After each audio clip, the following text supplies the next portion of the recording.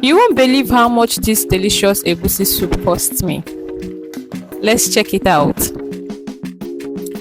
This is cow head. I bought it for 2,500, beef for 1,500, shaki for 1,000, stockfish for 1,700 naira, onion for 200 naira, fresh pepper for 200 naira.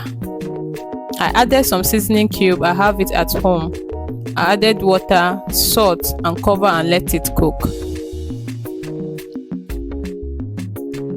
I added my native catfish which I got for 1,500, crayfish for 200 naira.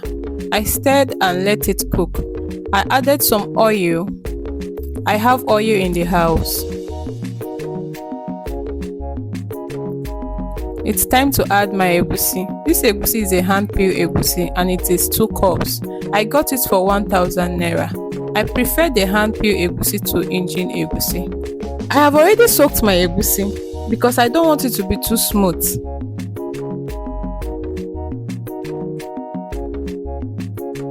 After adding it, I cover it to cook for a while. I added periwinkle. I got it for 500. I use uziza and ugu leaf. You can use any vegetable of your choice.